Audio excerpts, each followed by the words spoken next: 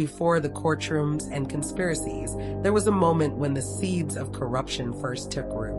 Chike Obi and his gang, once promising students at Eastern Heights University in Owerri, were expelled in a scandal that rocked the academic community. Their expulsion, rumored to be the result of mounting evidence of cyber fraud and questionable occult activities, became a turning point. Cast out from the hallowed halls of education, they embraced the underworld, transforming from ambitious youths into orchestrators of dark deeds. With no future in academia, they vowed to build a new empire founded on deception, ritual, and blood.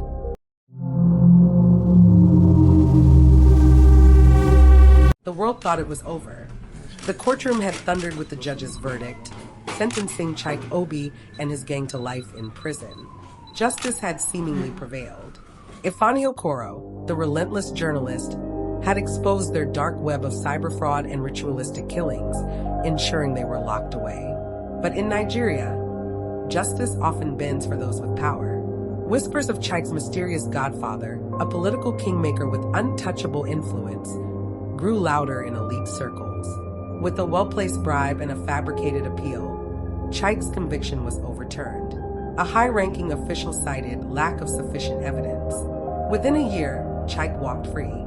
The headline screamed, "Judicial corruption frees cybercrime kingpin."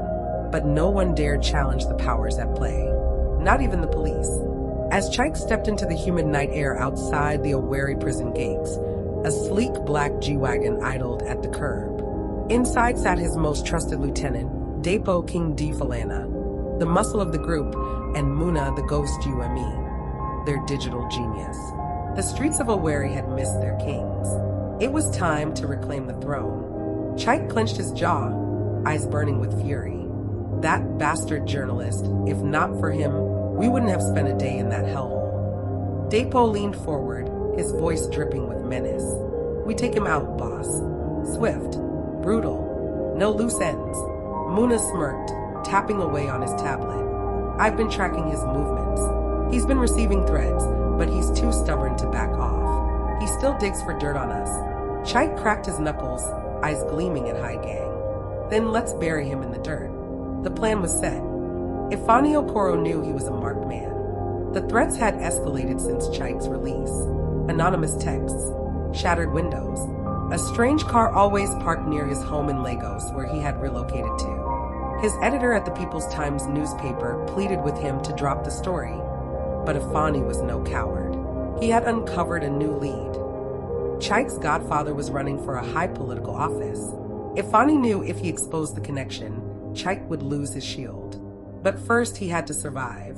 One night, he stepped out of his office into the dark, rain-soaked streets of Lagos. A black SUV rolled to a stop beside him. The door creaked open. Gunshots shattered the silence. Ifeanyi dived behind a parked car as bullets rained down. A voice rang out from the vehicle. "Run, journalist. Run as fast as you can. You can't hide forever." The assassination attempt made international headlines. Nigerian journalists targeted after exposing cyber fraud and ritual murders. News media picked up the story. The FBI, already investigating Nigerian cybercrime rings scamming Americans, took interest. Ifeanyi's editor received a call from a high-ranking official in Washington. "Tell your journalist we can offer asylum, but he must leave Nigeria immediately." But Ifeanyi refused. Chike was livid. The journalist survived. Worse, America was now watching. Dapo slammed his fist on the table. "The feds are sniffing around, boss. We need to finish this before they make their move." Chike exhaled sharply. "Then we go for the jugular. No more warning shots." That night, Ifeanyi's apartment went up in flames. He barely escaped. His editor wasn't so lucky. The message was clear. Stop, or everyone around him dies. Realizing Nigeria was no longer safe, Ifeanyi took the FBI's offer and fled to the US. But Chike wasn't done. He had money, connections, and men on the ground in America. As Ifeanyi settled into a Washington, D.C. apartment, he received a final text message. "You think distance will save you? We are coming." Will Ifeanyi survive the global reach of Chike's syndicate? Can the U.S. government dismantle the network before more innocent lives are lost? Stay tuned for part 3. Please subscribe, Share and like our channel for more interesting stories.